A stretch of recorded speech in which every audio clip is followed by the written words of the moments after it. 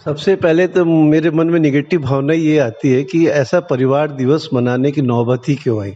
वैसे भी भारत जैसे देश में जिसने वसुधैव कुटुंबकम की जो परिकल्पना है उसको रखा था, हम पूरे विश्व को ही अपना परिवार मानते थे। ऐसे देश में परिवार दिवस मनाने का औचित्य मुझे समझ में नहीं आता है।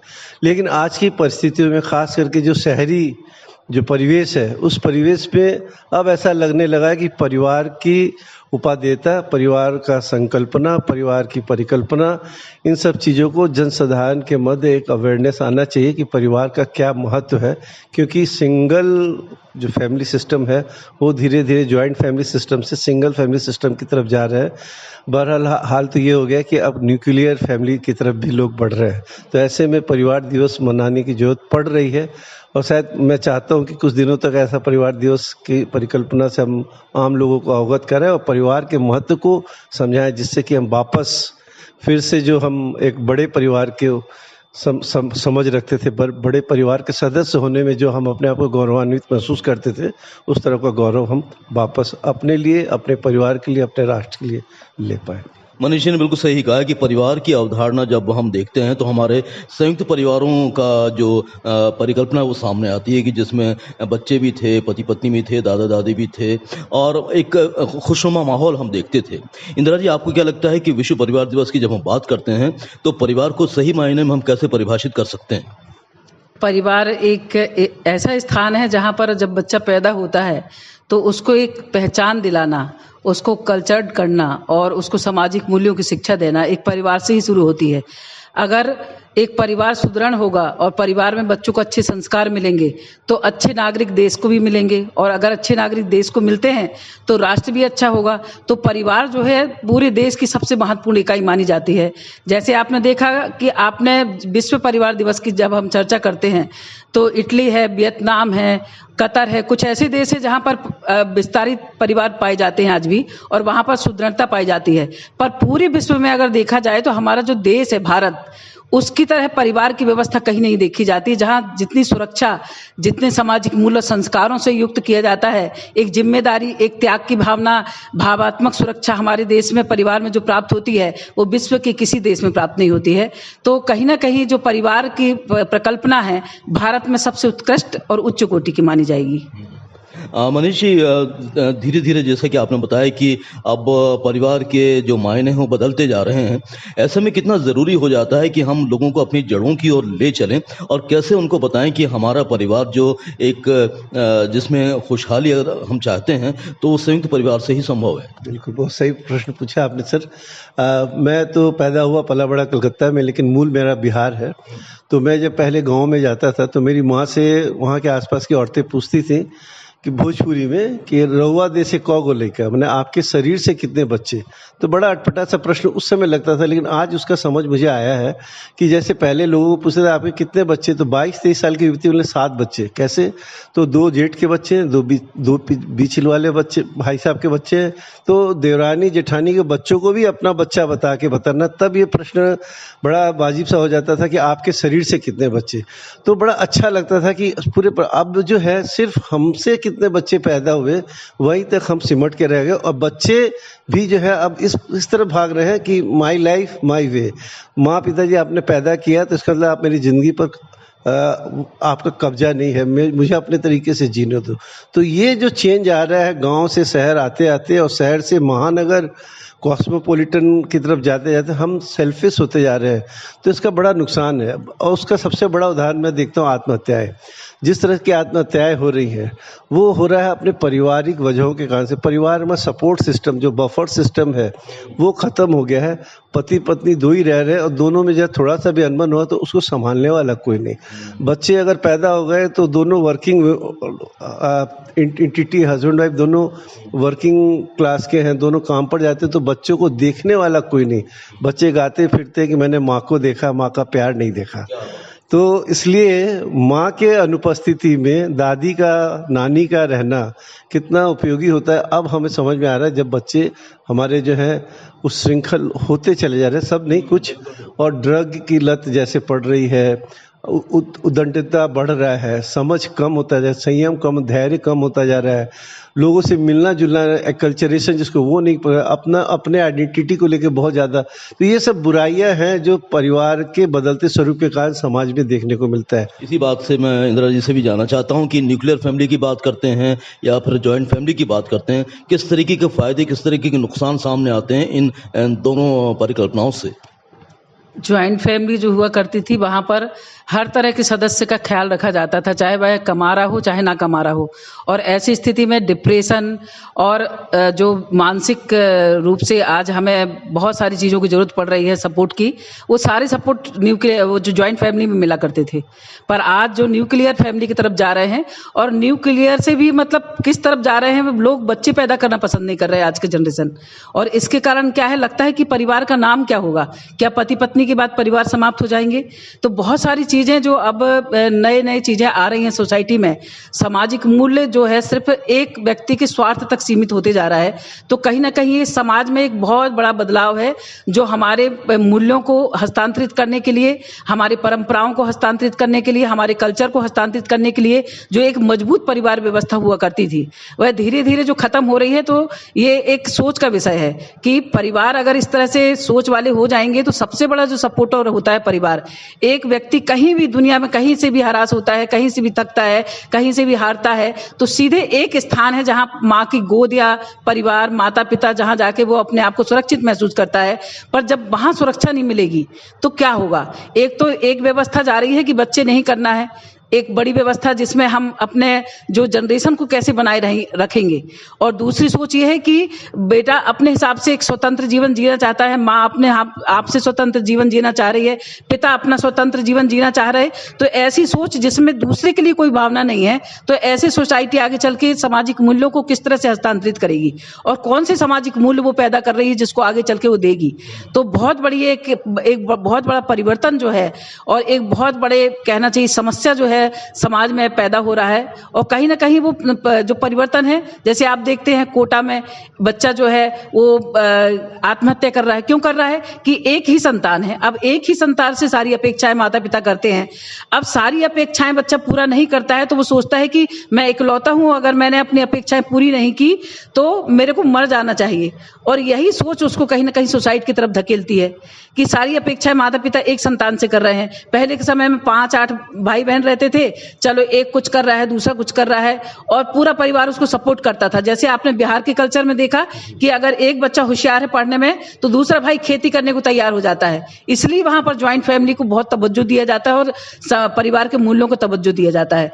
पर जो वो चीजें खत्म हो रही हैं, वो पूरे कहते हैं हमारे जो कहना चाहिए स्ट्रक्चर है हमारी सोसाइटी का, और नींव है जो एक परिवार है, अगर वह हिलेगा तो सोसाइटी में मूल्य भी हिल जाएंगे, नैतिकता हिल जाएगी, हमारी सोच हिल जाएगी। और यही हो रहा है। ये बड़ी चिंता का विषय है। तो हमें इसके बारे में विचार करना चाहिए कि बुजुर्गों को महत्व दिया जाए। जिस तरह से आपने देखा कि गांव में कल्चर रहता था कि बुजुर्गों की आज्ञा का पालन सब करते थे। पर ठीक है, हम बुजुर्गों सारे हम ये नहीं कहना चाहते कि सारे लोग बुजुर्गों की पूरी आज्ञा का पालन करें, पर उनको वो सम्मान तो दें, उनके अनुभव को सम्मान दें, उनके मूल्यों को सम्मान दें, ताकि समाज की धुरी बनी रहे, समाज में सुदृढ़ता कायम है। और जो ये खत्म हो रहा है इसका कारण ही यही है कि हमारे परिवार में जो जरूरी है उन्हीं को स्वीकार किया जाता है। और इसी कारण जो हमारी सोच है वो स्वार्थी से स्वार्थी होती जा रही है। और वो जो सपोर्ट सिस्टम था, अब माँ बाप भी उसी क्वालिटी के होते जा रहे हैं। बच्चों के जैसे जिस तरह कहते हैं ना, बच्चों की क्वालिटी कैसी हो रही है, माँ बाप की क्वालिटी चेंज हुई तो बच्चों में भी क्वालिटी चेंज हो रही है। तो कहीं ना कहीं हमारे समाज में ये जो परिवार का जो स्ट्रक्चर बदल रहा है, तो हमारी सोच को बदलना होगा। हमें अपने सामाजिक मूल्यों को बचाने के लिए अपने स्ट्रक्चर, जो पुराना स्ट्रक्चर है, जब भारत स्वतंत्र हुआ तो 80% हमारे यहाँ ज्वाइंट फैमिली थी और आज वो 18% में आई है। ये बड़ी दुख की बात है कि 80% से हम 18% पर आ गए हैं जब ज्वाइंट फैमिली हमें नजर आती हैं। और इंद्र जी ने बिल्कुल सही कहा कि परिवार वो इकाई होती है जहां पर कोई भी थका हारा मेहनतकश व्यक्ति जब अपने घर लौटता है तो उसे सुकून मिलता है, खुशी मिलती है, शांति मिलती है।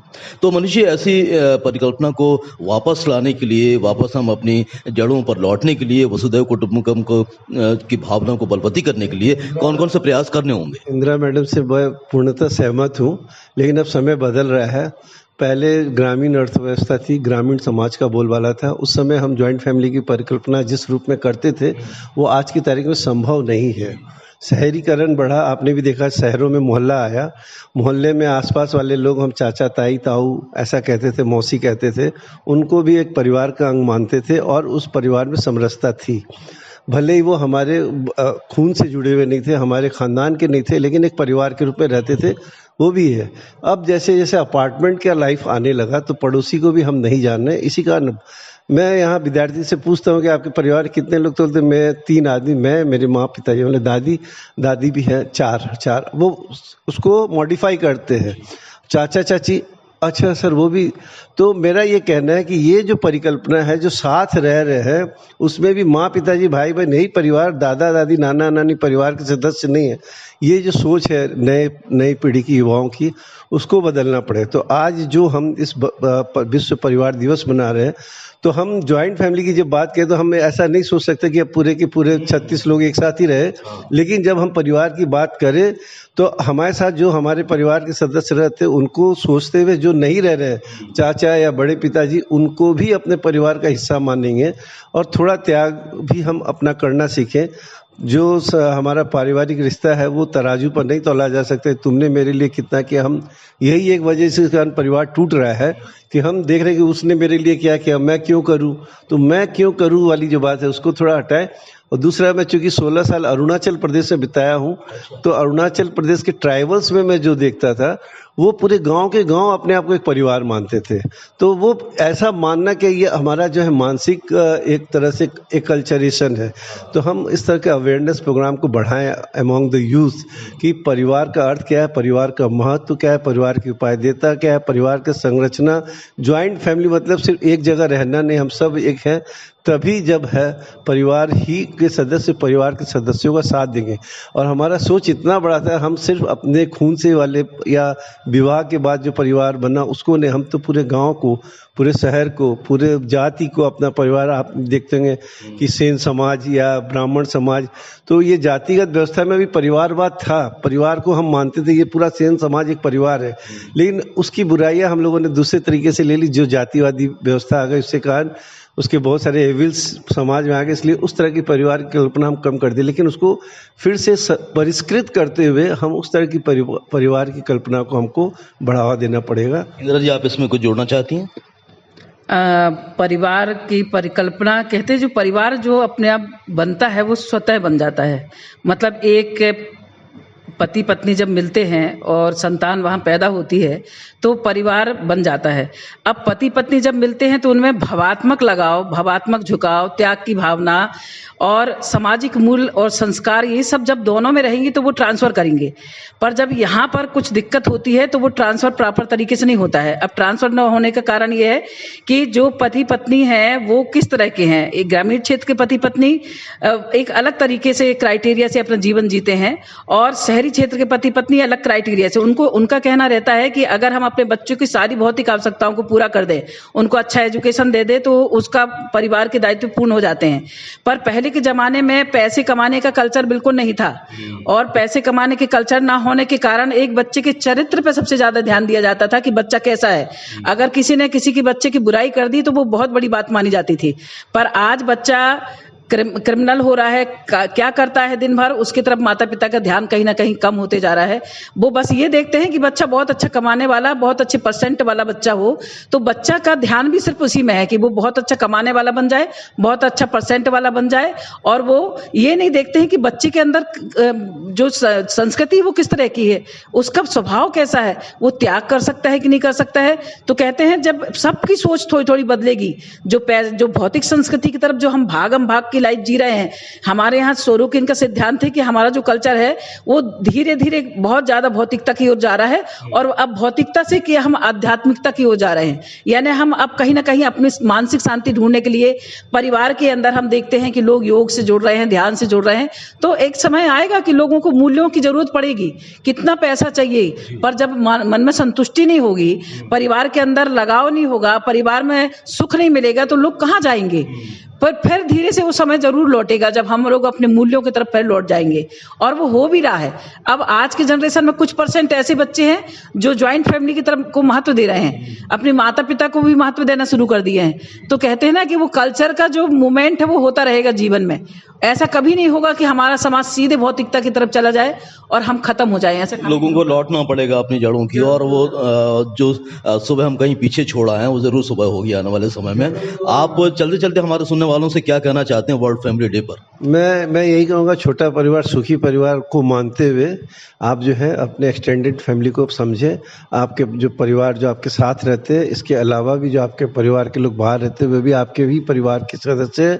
जैसे आप अपने पत्नी और बच्चों को आप निस्वार्थ प्रेम करते हो, वैसे ही निस्वार्थ प्रेम अपने एक्सटेंडेड फैमिली को करेंगे तो देखिएगा फैमिली की बॉन्डिंग बढ़ेगी और हम धीरे धीरे अपने दायरा बढ़ाते जाएंगे। और जो पुरानी बात मैं बार बार कह रहा हूँ, वसुधैव कुटुंबकम, वो फिर से वापस लौटेगा। आपका संदेश?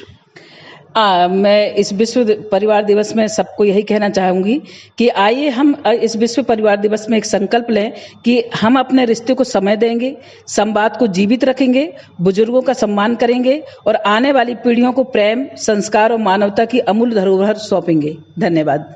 बहुत अच्छा लगा आप दोनों से बात करके। मनीष जी और इंदिरा जी, आपका इतना समय देने के लिए हम बहुत बहुत आभारी हैं। और निश्चित रूप से आपने जो बात कही है, लास्ट एक बात और कहना चाहता हूँ, जिस दिन अनाथ आश्रम शून्य हो जाएगा और वृद्धाश्रम शून्य हो जाएगा, आप समझ लीजिए कि हमारी परिवार की जो सात्विक परिकल्पना वो पूरी हो गई। आप दोनों का, मनीष जी और इंदिरा जी, बहुत बहुत धन्यवाद। बहुत बहुत धन्यवाद आपका। Thank you.